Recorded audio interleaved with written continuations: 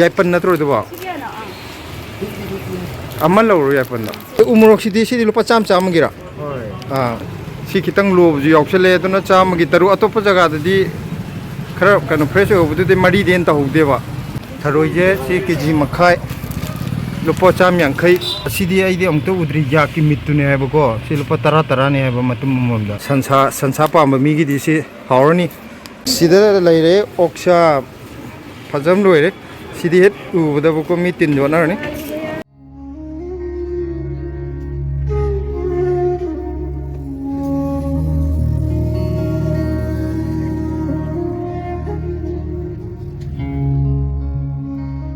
हमकोसी मखा तारी उना में हम जे ngасai युक्त वाइसे ना सिट खरिने बको सिगी अशोकत्री है बकैनो है हम तो सी हेक्ट निमित में आम दगे सिलक्त्रब मान बने निमित क्या नि सिलक्त्रब अखोय होजे मार्केट मुनिका दा चलोगे योंगचाक लेरोगे चेराव नबगी चेरावगी योंगचाक अमनी दंग येंगे इरोमबदो योंगचाकना खरा कनो तौवेन तौन खरा नुंगायना चेरावगे सिदा सिलाजु थोगले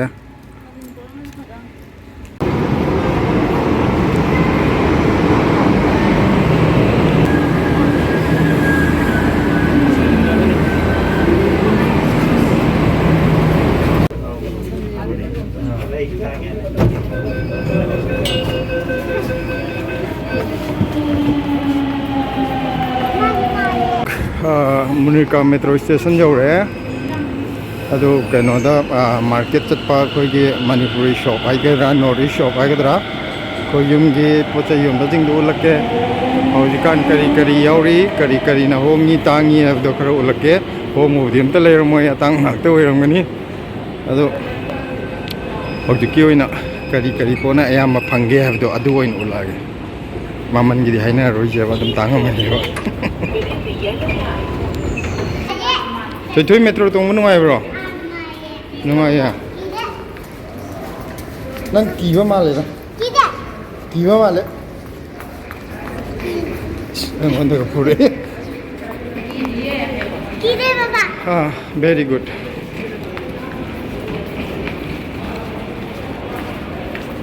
문일 가기 독감 디디, ям 포스타에. 저희 nang kay lawla ino kay lay do ino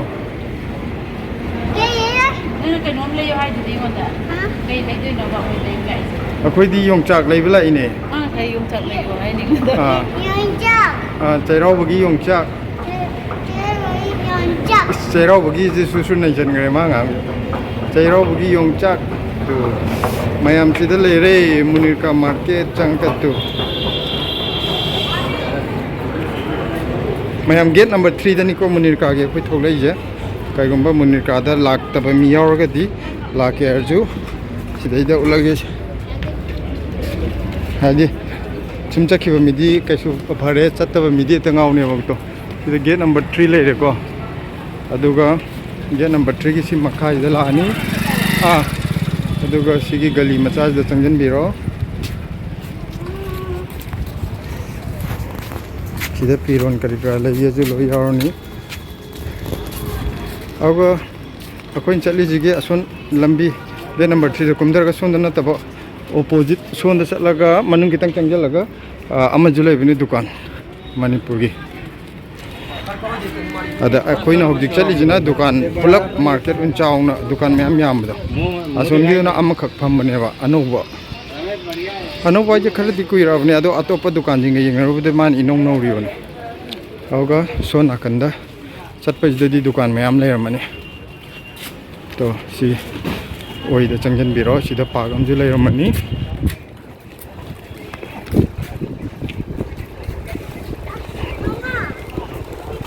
तो सिदा गेट फक्चबा चौबम जे लेरे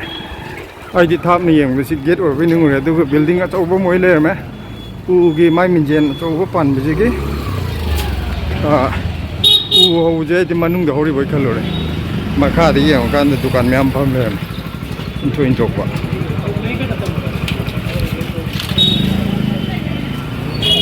अदुगा सोना कन हा ꯑꯗꯨꯒ ꯁꯤꯒꯤ ꯃꯥꯔꯀꯦꯠꯁꯤꯗ ꯑꯗꯨꯝ ꯁꯤꯒꯤ ꯀꯩꯅꯣꯁꯦ ꯁꯤꯗ ꯄꯥꯔꯛ ꯂꯩꯁꯦ ꯁꯤꯗ ꯑꯗꯨꯝ ꯈꯪꯕꯤꯔꯅꯤꯕ ꯍꯧꯖꯤꯛꯀꯤ ꯑꯩꯈꯣꯏꯅ ꯂꯩꯔꯛꯄꯗꯣ ꯌꯦꯠꯂꯣꯝꯗ ꯊꯦꯛꯂꯛꯏꯅꯦꯕꯀꯣ ꯑꯗꯨꯒ ꯑꯗꯨꯝ ꯆꯨꯝꯅ ꯆꯠꯄꯤꯔꯣ sida park lay bisa tu ngau rồi ju mayam sida kai su ngau ni ngai lay tre ji ki si gali je tum chumna lai ko sida park loi ho re park loi ra ga jo khoina lak lambi de straight dum lak ka doi ne hoje adu sida oi da khara thie ga dum lai ho ra ni oi da thek phom doi hai ke ba smaina chumna dum lak pi ho ga sai ki park na kan gi da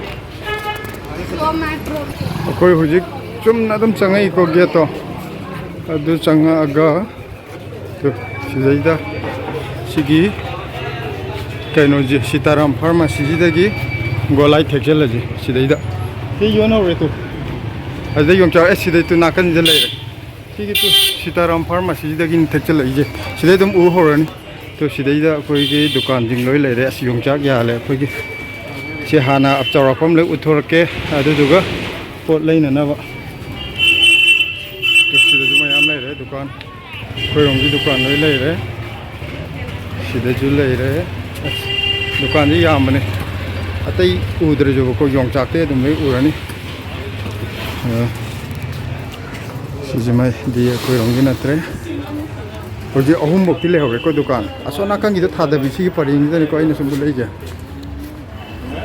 sida ju dukan cham lai re siju mari sijini si dukan manga sure to dukan manga umai khara ngal libra dukan taruk moi khara hoji lon na libra khangde sida je lai re yong chak dukan taruk sure akhoi janga sai de hairi de thi bne ama hairi hairi haibra hairi de thi bne pangde more gi potai di myam yawe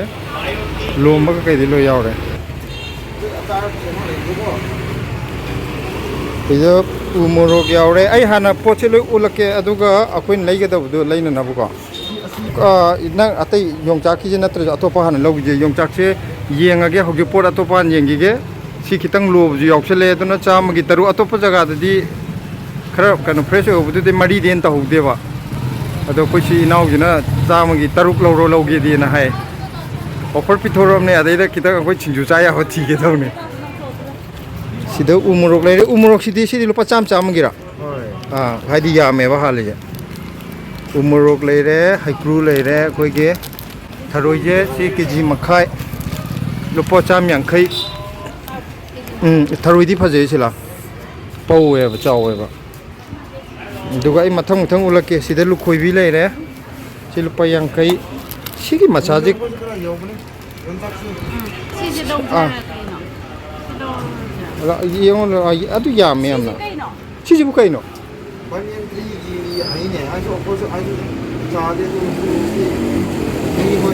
nang boto dudugi kaino ne ba mahai ne ba ko si cha ba yai hai ai di khang bu khang di akhoi maning de lai kong kwa lai re kong kwa je am logre je sila yai pan na tro de ba amal lo yai pan da adagi yai sida yai pan lai re si khamen akha bi ju am logre je si ju yang khai wor dong ma la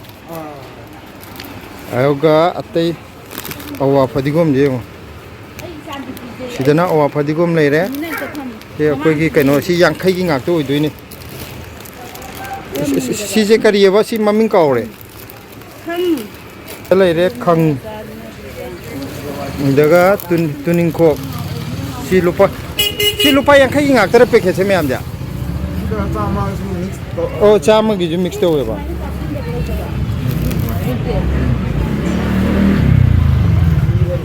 sina deski mayang ton sida lai re oksha phajam loi re sidi het u bada bu ko mi tin jona ne si lupa kya sina kya gi oi doi no 280 chani marphu gi ne duga se donut lai re khoi yum long gi dong ak tani ko sida yaw ri je more gi hai pa ma ga ju sida loi chure si hai tup si am haw ne more gi si ji am cha re ngang ngoi da kui bu kui re u da ba si ju haw e hai kha umorok ki lai re umorok packet natraga kaino tok ta ꯅꯪ ꯑꯄꯥꯝꯕꯅꯤ ꯁꯤꯂ ꯌꯥꯏ ꯌꯥꯏ ꯂꯧꯁꯤꯜꯂꯣ ꯀꯩꯁꯨ ꯀꯥꯏꯗꯦ ꯑꯗꯨꯝ ꯁꯤ ꯏꯅꯥꯎꯒꯤꯗꯩ ꯂꯣꯏ ꯂꯧꯔ ꯆꯠꯈ꯭ꯔꯁꯦ ꯑꯇꯣꯞꯄ ꯆꯠꯇ꯭ꯔꯁꯨ ꯂꯧꯒꯗꯧꯕꯈꯩꯗꯣ ꯑꯩ ꯑꯝꯇ ꯃꯅꯨꯡꯒꯤ ꯍꯥꯏꯐꯦꯠꯇ ꯎꯠꯀꯦꯕꯀꯣ ꯁꯤꯗ ꯑꯩꯈꯣꯏꯒꯤ ꯑꯂꯨ ꯑꯕꯦꯔ ꯆꯥꯏꯕꯤ ꯂꯩꯔꯦ ꯁꯤ ꯀꯤꯡꯕꯣꯟ ꯀꯔꯤ ꯀꯔꯥ ꯌꯨꯝꯒꯤꯗꯣ ꯁꯤꯗ ꯇꯨꯅꯤꯡꯈꯣꯛ ꯃꯔꯥꯁꯦ ꯂꯨꯄꯥ 50 ꯑꯣꯏꯔꯝꯗꯧ ꯃꯥꯜꯂꯦ ꯁꯣꯝꯒꯤꯁꯦ 50ꯒꯤꯔꯥ ꯑꯗꯨꯒ ꯁꯤ ꯃꯅꯥꯁꯤꯗꯤ ꯇꯨꯅꯤꯡꯈꯣꯛ ꯃꯅꯥꯁꯦ ꯁꯤ ꯀꯌꯥꯅꯦꯕ ꯑꯠꯆꯥ ꯑꯠꯆꯥ 50 ꯉꯥꯛꯇꯅꯦ ꯁꯤ 50 ꯉꯥꯛꯇꯅꯦ ꯑꯗꯨꯒ ꯁꯤꯗ ꯂꯣꯝꯕꯁꯨ ꯂꯩꯔꯦ ꯁꯤ ꯀꯔꯤ ꯑꯣꯏꯗꯣꯏꯅꯣ ꯁꯤ ꯀꯩ ꯑꯣꯏꯗꯣꯏꯅꯣ ꯑꯠꯆꯥ ꯕꯐ ꯁꯟꯁꯥ ꯄꯥꯝꯕ ꯃꯤꯒꯤꯗꯤ ꯁꯤ ꯍꯥꯎꯔꯅꯤ ꯑꯗꯣ ꯑꯩꯗꯤ ꯁꯟꯁꯥ ꯆꯥꯗꯕꯅꯤꯅ ꯌꯦꯡꯉꯔꯣꯏꯒꯦ ꯁꯤꯂꯥ ꯊꯨꯝꯌꯥꯛꯄꯤ ꯂꯧꯒꯤꯁꯦ ꯊꯨꯝꯌꯥꯛꯄꯤꯁꯦ ꯀꯌꯥꯅꯣ ꯆꯥꯝꯃ ꯁꯤꯂꯥ ꯊꯨꯝꯌꯥꯛꯄꯤ ꯑꯃ ꯂꯧꯈ꯭ꯔꯁꯦ ꯅꯪ ꯈꯜꯂꯨ ꯂꯥꯛꯑꯣ ꯑꯄꯥꯝꯕ ꯑꯗꯨꯒ ꯁꯤ ꯑꯩꯈꯣই ꯍꯩꯔꯤ ꯁꯤ ꯍꯩꯔꯤꯁꯤꯅ ꯀꯌꯥꯅꯣ 50 ꯁꯤ ꯑꯩꯈꯣꯏ ꯁꯤ ꯂꯨꯄꯥ 50ꯅꯦ ꯑꯩꯈꯣꯏ ꯆꯩꯔꯥꯎꯕꯒꯤ ꯑꯗꯨꯒ ꯑꯁ ꯉꯥ ꯑꯌꯥꯏꯕ ꯌꯨꯝꯒꯤꯗꯨꯅꯦ ꯍꯥꯎꯔꯅꯤ ꯃꯁꯛ ꯐꯖꯩ ꯃꯨꯀꯥ ꯉꯥꯁꯨ ꯁꯤꯅ ꯃꯨꯀꯥ ꯉꯥ ꯑꯃꯨꯛ ꯆꯥꯎ ꯍꯦꯜꯂꯦ ꯐꯖꯩ ꯃꯁꯛ ꯌꯥꯝꯅ ꯊꯨꯝꯌꯥꯛꯄꯤꯁꯨ ꯁꯤꯗ ꯃꯔꯥꯡ ꯀꯥꯏꯅ ꯌꯥꯎꯔꯦ ꯑꯗꯨꯒ ꯁꯤꯗ ꯀꯔꯤꯅꯣ ꯑꯩ ꯅꯍꯥꯟꯒꯩ ꯎꯗꯕ ꯑꯃꯁꯨ ꯌꯥꯎꯔꯦ ꯁꯟꯁꯥ ꯁꯤꯡꯖꯨꯔꯣ ꯁꯤꯕꯣ ꯍꯥꯎꯔꯅꯤ ꯁꯤꯗꯤ ꯄꯨꯔꯥ ꯁꯤꯗꯤ ꯔꯦꯗꯤꯃꯦꯗꯅꯦ ꯑꯗꯨꯝ ꯆꯥꯛꯀ ꯆꯥꯕ ꯌꯥꯔꯅꯤ ꯁꯤ ꯀꯌꯥ ꯑꯣꯏꯗꯣꯏꯅꯣ ꯁꯤꯕꯣ 190ꯒꯤ ꯐꯖꯕ ꯂꯣꯏꯔꯦ ꯑꯗꯨꯒ ꯁꯣꯝꯗ ꯌꯨꯝꯒꯤ ꯃꯣꯔꯣꯛꯁꯨ ꯂꯣꯏ ꯂꯩꯔꯦ ꯑꯩ ꯃꯅꯨꯡꯗ ꯍꯥꯏꯐꯦꯠꯇ ꯁꯨꯝ ꯎꯠꯂꯛꯀꯦꯀꯣ ꯁꯣꯝꯗꯁꯨ ꯈꯥꯃꯦꯟꯁꯤꯗꯅ ꯑꯩꯈꯣꯏꯒꯤ ꯐ꯭ꯔꯤꯖꯇ ꯃꯄꯥꯟꯗ ꯈꯔ ꯊꯝꯃꯒ ꯃꯅꯨꯡꯗ ꯂꯣꯏ ꯊꯝꯃꯦ ꯀꯩꯅꯣ ꯇꯧꯅꯕꯒꯤ ꯍꯥꯏꯗꯤ ꯀꯨꯏꯔꯛꯑꯗꯤ ꯄꯠꯄ ꯈꯣꯠꯄ ꯑꯗꯨ ꯇꯧꯗꯅꯕ ꯁꯤꯗꯅ ꯑꯩꯈꯣꯏꯒꯤ ꯍꯧꯖꯤꯛꯀꯥꯟ ꯌꯥꯝꯅ ꯃꯃꯤꯡ ꯀꯩꯅꯣ ꯇꯧ ꯃꯌꯥꯝ ꯌꯥꯝ ꯄꯥꯝꯅꯔꯤꯕ ꯅꯨꯗꯜꯁ 3X 2X ꯀꯥꯏꯗꯣ ꯁꯤꯗꯩꯗ ꯂꯣꯏ ꯂꯧꯔꯦ ꯋꯥꯏꯁꯨ ꯂꯩꯔꯦ ꯁꯤ ꯌꯦꯡꯉꯣ ꯁꯤꯒꯔ ꯊꯛꯅꯤꯡꯕ ꯃꯤꯒꯤꯗꯤ ꯌꯦꯡꯉꯣ ꯁꯤꯒꯥꯔ ꯍꯥꯏꯕ꯭ꯔꯥ ꯆꯨꯔꯨꯞ ꯑꯆꯧꯕꯗ ꯁꯤꯗꯤ ꯑꯩꯈꯣই ꯃꯣꯔꯦꯔꯣꯝꯒꯤ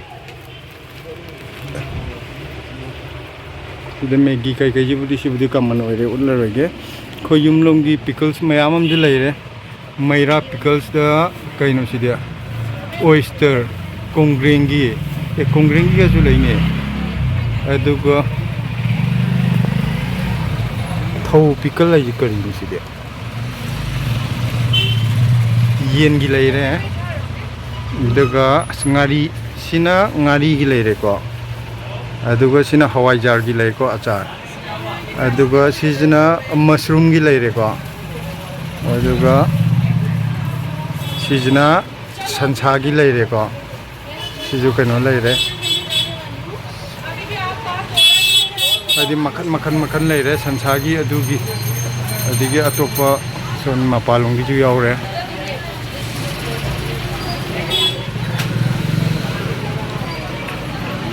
ꯁꯤꯗꯤ ꯍꯋꯥꯏꯖꯥꯔ ꯑꯀꯪꯕꯁꯨ ꯌꯥꯎꯔꯦ ꯀꯤꯁꯃꯤꯁꯀ ꯀꯩꯁꯤꯕꯨꯗꯤ ꯎꯠꯂꯔꯣꯏꯒꯦ ꯁꯤꯗꯤ ꯁ꯭ꯋꯥꯏꯗ ꯐꯪꯕ ꯄꯣꯠꯅꯦ ꯏꯅꯥꯎ ꯅꯪ ꯁꯤꯗꯤ ꯍꯥꯞꯄꯤꯁꯦ ꯀꯩꯅꯣ ꯀꯩꯅꯣ ꯁꯤꯕꯣ ꯆꯨꯋꯥꯄꯤꯗꯤ ꯀꯩꯅꯣ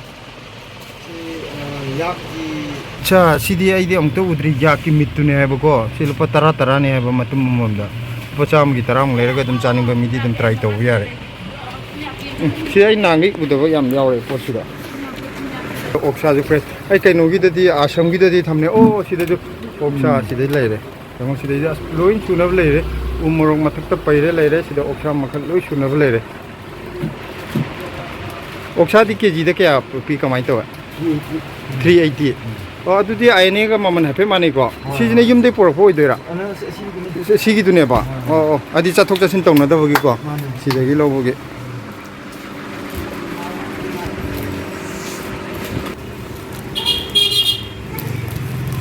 ꯍꯥꯏꯗꯤ ꯆꯩꯔꯥꯎꯕꯒꯤ ꯁꯨꯝ ꯀꯩꯅꯣ ꯇꯧꯕꯗꯣ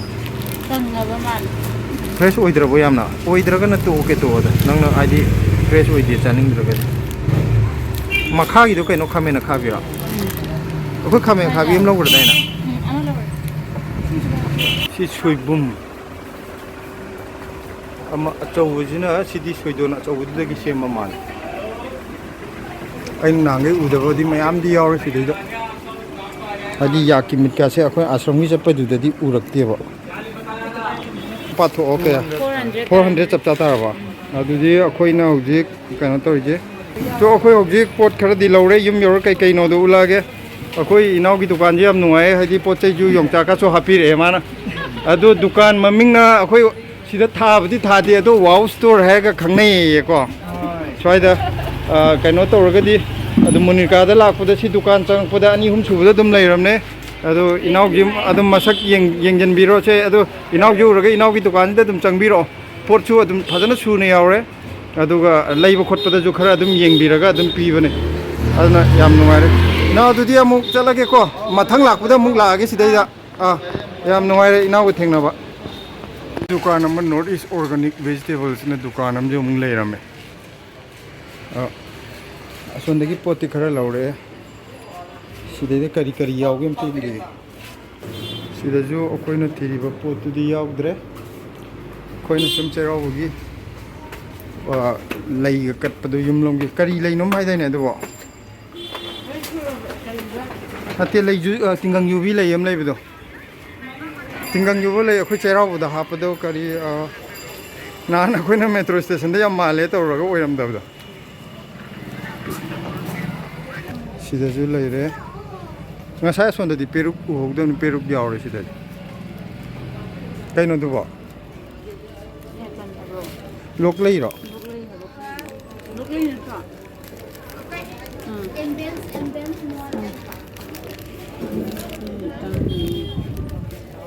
hango nang pama di kaino ne sauri togle he silam mara ga yar sidi sabai ju yarni thabai ju yarni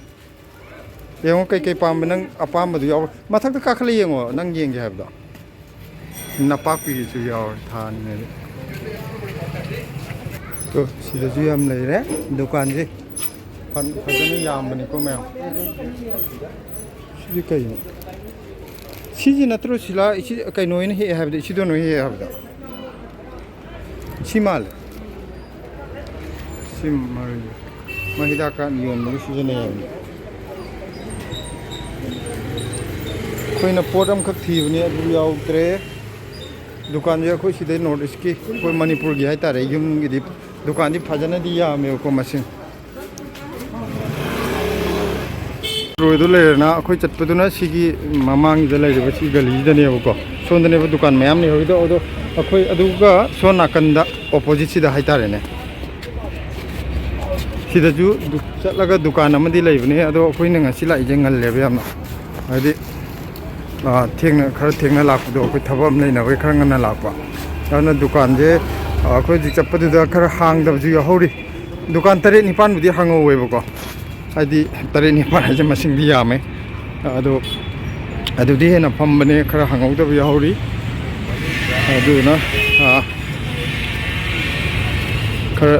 थेंगा पुंग मंगा मखाय अदाइदि लोइ हांगे हारनि सोनगी दुकान अमा लेबदो अदो हाइफेट उलके तौने अदो हांगमगद्रा हांगमगिरोइद्रा दि खंगदे अदो हांगमगदि उलके अदुमजो आदि सम लाकपिन अखोइ कैनोजिदा लाकपिनिंग लेरगा जो अदुम खंगनाबा तो सिगना सि मथक्सिदा फ्लाईओवर नाकनजिदा लेको सोरोके फ्लाईओवर नाकनजिदाने चलिजे सिदैदा लंबी अदुम खंगनी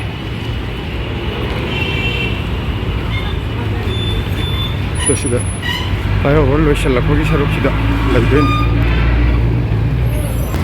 ओ आइ सिदा फ्लाईओवर लोइसले को सि हेड लोइसन मगे फ्लाईओवर हेड लोइसलको मचिनजिदा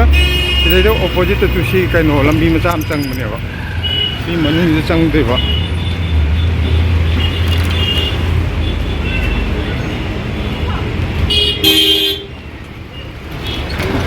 मनुंग खितंग चंगागा सिदा हाइरागा योलनी अदुगो सिदा बिल्डिंग अंगो अचौबम लेरेको सिजिगी हेड ऑपोजिट सि गली मचा आम चंगने बसि बिल्डिंग जिगी सि ऑपोजिट सिदा गली मचा आम चंगे अदुगो सि गली मचा जे चंगिबो लेरनी मसाइ दुकान अमा फमबदो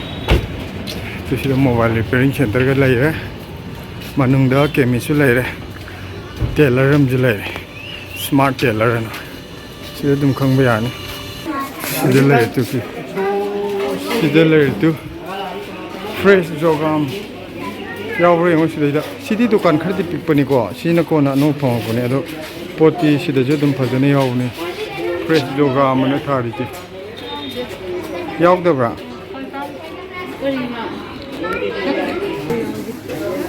ꯌꯣꯡꯆꯥꯛꯀꯤ ꯃꯅꯨꯡ ꯑꯗꯨ ꯁꯤꯗꯒꯤ ꯁꯤ ꯗꯨꯀꯥꯟ ꯃꯆꯥꯁꯤꯗꯁꯨ ꯁꯤꯗꯁꯨ ꯑꯩꯈꯣꯏꯅ ꯀꯩꯅꯣꯗꯣ ꯆꯩꯔꯥꯎꯕꯒꯤ ꯂꯩꯒ ꯀꯩꯗꯣ ꯌꯥꯎꯕ꯭ꯔꯅ ꯌꯦꯡꯕꯅꯦ ꯁꯤꯗꯁꯨ ꯌꯥꯎꯗ꯭ꯔꯦ ꯃꯣꯏ ꯄꯨꯅꯔꯛꯇ꯭ꯔꯕ ꯃꯥꯜꯂꯦ ꯑꯗꯨ ꯊꯣꯛꯂꯛꯑꯒꯦ ꯆꯠꯂꯒꯦ ꯍꯧꯖꯤꯛ ꯑꯩꯈꯣꯏ ꯂꯩꯗꯧꯕ ꯄꯣꯠ ꯈꯔ ꯂꯩꯔꯦ ꯃꯥꯔꯀꯦꯠꯇꯒꯤ ꯍꯜꯂꯛꯑꯦ ꯀꯩꯀꯩ ꯂꯩꯔꯛꯀꯦꯗꯣ ꯑꯩꯈꯣꯏ ꯀꯩꯅꯣ ꯇꯧꯔꯛꯀꯦ ꯌꯦꯡꯍꯜꯂꯛꯀꯦ ꯌꯥꯝꯗꯤ ꯂꯩꯔꯛꯇ꯭ꯔꯦ ꯑꯗ ꯂꯩꯅꯤꯡꯕ ꯄꯣꯠ ꯈꯔ ꯌꯥꯍꯧꯗꯕ ꯍꯥꯏꯇꯥꯔꯦ ꯑꯩꯈꯣꯏꯅ ꯂꯩꯒꯦ ꯈꯟꯕ ꯄꯣꯠꯇꯣ ꯌꯥꯎꯗ꯭ꯔꯦ ꯌꯣꯡꯆꯥꯛꯄꯨꯗꯤ ꯂꯧꯔꯛꯑꯦꯗꯅ ꯑꯗꯨꯒ ꯌꯥꯏꯄꯜꯗꯨꯁꯨ ꯑꯩꯗꯤ ꯂꯧꯔꯕꯣꯏꯅꯤꯡꯉꯦ ꯑꯗꯣ ꯁꯤꯂꯥꯅ ꯀꯣꯛꯐꯥꯏ ꯀꯥꯍꯧꯋꯦꯌꯦ ꯃꯅꯨꯡꯗ ꯑꯗꯣ ꯀꯣꯛꯐꯥꯏ ꯀꯥꯕꯅꯤꯅ ꯂꯧꯔꯔꯣꯏꯒꯦꯅ ꯊꯅꯝꯃꯦ ꯑꯗꯒꯤ ꯑꯃꯗꯅ ꯗꯨꯀꯥꯟ ꯑꯃ ꯃꯈꯥꯒꯤꯗꯣ ꯑꯗꯨꯗꯅ ꯂꯣꯏ ꯄꯠꯂꯒ ꯌꯥꯎꯋꯦꯕ ꯌꯥꯏꯄꯜꯗꯣ ꯄꯠꯂꯝꯅ ꯀꯩ ꯀꯥꯟꯅꯔꯨꯅꯤ ꯍꯥꯏꯗꯤ ꯁꯤꯗꯤ ꯊꯨꯝꯌꯥꯛꯄꯤ ꯆꯥꯝꯃ ꯆꯥꯝꯃꯅꯤ ꯁꯤ ꯀꯣꯡꯀ꯭ꯋꯥꯁꯦ ꯂꯥꯏ ꯀꯠꯅꯤꯡꯉꯦꯅ ꯂꯩꯔꯛꯄꯅꯦ ꯃꯣꯏ ꯆꯥꯅꯕ ꯃꯑꯣꯡꯗꯕꯨꯗꯤ ꯇꯧꯔꯝꯒꯅꯤ ꯁꯦꯝꯕꯗ ꯑꯗꯨ ꯑꯣꯏꯔꯁꯨ ꯑꯩꯈꯣꯏꯒꯤ ꯑꯁꯤ ꯅꯠꯇ꯭ꯔꯗꯤ ꯀꯩꯅꯣ ꯇꯧꯗꯦꯅ ꯈꯥꯃꯦꯟ ꯑꯈꯥꯕꯤꯗꯣ ꯂꯨꯄꯥ 50ꯅꯤꯅ ꯃꯆꯥꯁꯦ ꯈꯥꯃꯦꯟ ꯃꯁꯤꯡ ꯊꯤꯔꯒ ꯍꯥꯜꯂꯝꯒꯅꯤ ꯀꯥꯎꯋꯦ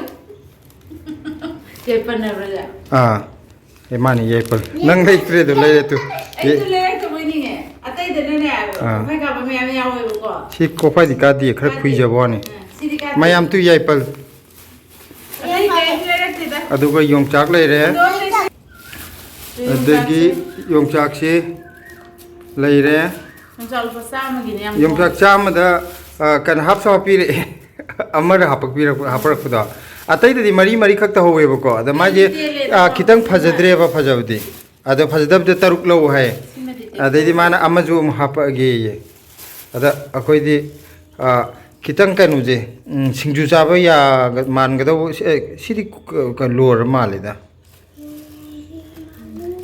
अइना सिंजू से लोय लोरे नंग करम नो लोदे अमा मरु यावदब अम याहौने आइदि अदु यारखुनि मोरे अदो अतैगि नतेदा याम यामदबे वांतन चैरावदु सुम योंचा इरोनबा अमा यावहनिंगबदो अदु लैरे सि खक्तने लैरपा अदगि कैनोगा डोनट सिगा डोनट से चानिंगे नि योलम मदद सिलांग थुइथुइ ग गमनि अखोइना कैनो सि योंचाका अदे कैनो दजु थीबा कुसुम लैगा कैनोगा कोंबिरैगा ममा गतो अनि जेंग आई जानि पिजे आई खुदो दे द सामि अदे कैनो दजु कुसुम लैगा कोंबिरैगा तो यावबरन थीबनि फंगद्रे अमत पुनरक्तबा माले युमलोमदगी अदगी हैरी हैब्रा है अमा कनो दुजु हैरी दो कनो तो होवे इकंग कंगगा अखोगी याम कुइरबा पोट मालेबा फ्रेश केम ओइजदबदो अदुगी लैजिरंदी खलमबने सिलाना मसी फाजद्रे यामना लैररोइजेना चैरावगी सिम लैदि लैनिंगबा अदो अखोइ चप खितंग जुं ngनबदुदा मी खरा फमदबजु याव माले दुकान अमनी दे अदो सिकक्तने चैरावगी अखोइ युमलोंगी पोचैददि सिकक्ता अतैदि मना मसिंग अखोइदजु मयाम हौरेदना तुनिंखो करि करा दुदि अखोइद लोइ हौबनिना कैम कानद्रेबा ओ आइना ngसाय अमा नंगना खंगने हाबदो आइना कैनो मानबा दुदो फैजा नाम लेबदो खंगब्रा आइना फैजा रा हंबा आइना फैजा दु मानबा ममिंग काउथोकदो अदो मयाम ngasigiदि वीडियो स्वाइदा लोइसलगे असे खामेन मचा जायगी फेवरेट ने पांबी एमदि हौरे आइगी जो पिकति पि पालकदोइरा पालोइदरा कनो तौरे पांबी अनि हुम हौरमबदगी नहान इंगबदो लोइसिगिदना अमखक हिंगौरे अदो पालाकाना मयाम उलके अदो ngasiगी ओइनदि अखोइ कैनोगी चैरावगी इंजांग लैरुबा अखोइ मणिपुर शॉप चलोबे वीडियो जे स्वाइदा लोइसनजरगे मयाम मथंगी वीडियो दा अमुक थेंगनरजे।